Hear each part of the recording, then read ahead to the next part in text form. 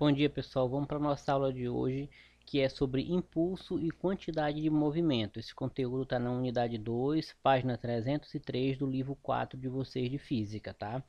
Então vamos lá. Bem, primeiro, o que que é a quantidade de movimento? A quantidade de movimento vai ser o produto que eu vou ter entre a massa que um corpo possui e a velocidade que esse corpo adquire. Ou seja, a quantidade de movimento que aquele corpo vai produzir vai depender da massa que aquele corpo possui e da velocidade que o mesmo também possui. Então eu posso dizer o quê? Que quanto mais massa tiver o corpo e mais velocidade tiver o corpo também, maior será a quantidade de movimento produzido por esse corpo. Então, essa quantidade de movimento ela está classificada como grandeza vetorial e a unidade de medida, né, de acordo com o sistema internacional, vai ser o quilograma metro por segundo, tá? Ou também newton por segundo. O quilograma é o da massa e o metro por segundo é da velocidade. Então aqui, se a gente analisar esse esquema, essa figura, eu tenho aqui um cubo, tá? Um quadradozinho, e ele tem uma determinada massa, tá? Independente de qual seja, ele tem uma determinada massa e ele vai ser impulsionado com uma determinada velocidade. Então, o que acontece aqui? A quantidade de movimento que esse corpo vai produzir vai depender da massa e da velocidade. Lembrando uma coisa muito importante, como eu falei, é uma grandeza vetorial. Então, essa quantidade de movimento, tá? Ela vai estar direcionada o vetor no mesmo sentido da velocidade. Por isso que na fórmula, que é essa daqui, ó, Q de quantidade de movimento igual a m de massa vezes v de velocidade, tanto em cima do Q quanto em cima do v, tem essa setazinha apontando para o mesmo lado. Isso quer dizer o quê? Que quantidade de movimento e velocidade elas têm que ser para o mesmo lado, para o mesmo sentido, tá ok? Bom, e quando tem uma variação dessa quantidade de movimento, é quando eu tenho uma movimentação e depois de um certo tempo eu tenho uma segunda movimentação, ou seja, eu tenho uma movimentação final e uma movimentação inicial. Por exemplo, aqui, né, quando a gente numa bolinha de bilhar, por exemplo, dá uma tacada nela, ela tem uma certa massa, né? Quando você taca o taco nessa bolinha de bilhar, ela adquire velocidade e ela se locomove pela mesa de bilhar. Nesse momento, ela tem uma quantidade de movimento. Aí, digamos que ela atinge lá a lateral da mesa e retorna em outro sentido. Ou seja, eu já vou ter uma segunda quantidade de movimento, porque ela foi, bateu e agora está adquirindo uma nova velocidade e está retornando. Então, nesse caso aqui, eu tenho variação, né, da minha quantidade de movimento. Eu tenho um movimento inicial e tenho um movimento final, a quantidade de movimento final e inicial. Ela foi com uma velocidade, tá? Bateu na quina lá da mesa e retornou com outra velocidade. Então, tem uma variação.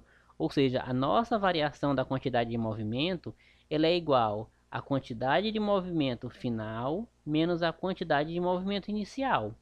Quando eu faço isso aqui, eu tenho a nossa variação. Quanto foi que variou essa quantidade de movimento? Bom, e o impulso, que é o nosso outro assunto de hoje, que é um assunto bem simples, tá, pessoal? Esse conteúdo aqui de quantidade de movimento e impulso é um assunto bem fácil de vocês compreenderem. Bom, o impulso é a medida da variação justamente da quantidade de movimento. Ele vai medir, tá, a variação dessa quantidade de movimento. E é uma grandeza vetorial igual lá a quantidade de movimento.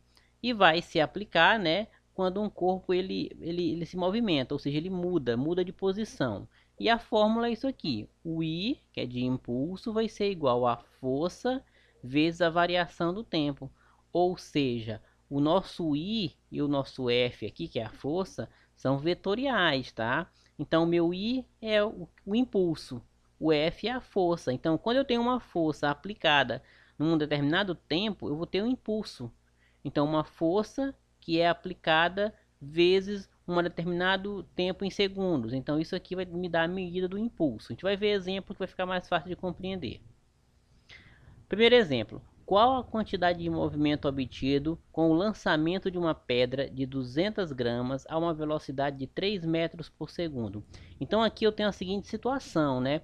Eu tenho um corpo de 200 gramas, né, que é uma pedra. Essa pedra tem 200 gramas e ela foi, né, lançada com a velocidade de 3 metros por segundo. Então eu tenho aqui uma velocidade e eu quero saber qual a quantidade de movimento que esse corpo de 200 gramas com essa velocidade consegue gerar.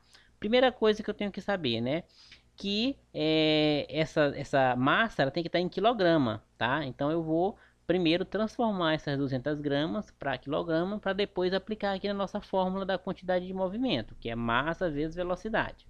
Se a massa do corpo tiver em quilograma e a velocidade em metros por segundo, é só multiplicar. Senão, você precisa adaptar e transformá-las para quilograma, né, no caso da massa, e a velocidade para metros por segundo. Então, no caso aqui, fazendo a transformação, pessoal, dos 200 gramas para quilograma, é bem simples, tá? É só vocês fazerem a divisão por 1000, tá? Porque 1 quilograma são 1000 gramas. Então, se eu faço 200 dividido por 1000, vai dar 0,2 quilogramas. Então, eu só substituo aqui, ó. Quantidade de movimento vai ser a massa, que é 0,2 em quilograma, tá? Lembrando, vezes a velocidade, que é 3, que a velocidade está em metros por segundo.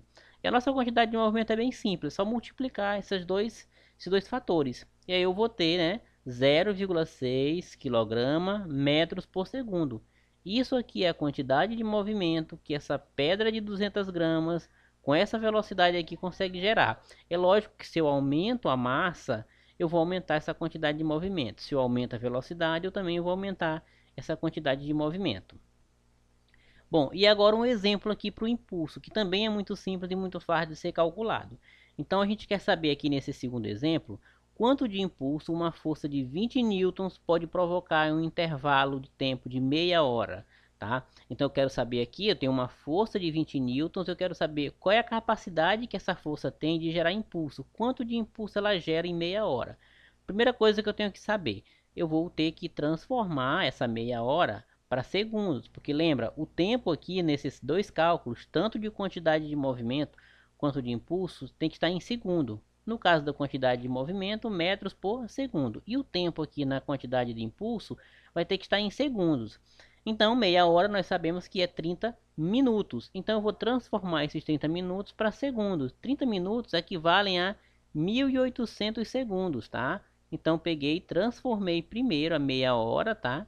Para segundos. E agora eu posso usar esses 1.800 segundos junto com aquela força de 20 newtons ali. É só aplicar na fórmula, olha só, onde o I é o impulso, o F é a força e o ΔT é o tempo.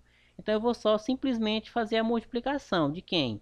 Da força, que é 20 newtons, vezes os 1.800 segundos, que é o tempo. Fazendo essa multiplicação, eu vou obter aqui um total de 36.000 newtons vezes segundos. Então, o que isso aqui é? É a quantidade de impulso que essa força consegue gerar em meia hora. 36.000 impulsos, tá? Em meia hora, essa força consegue gerar.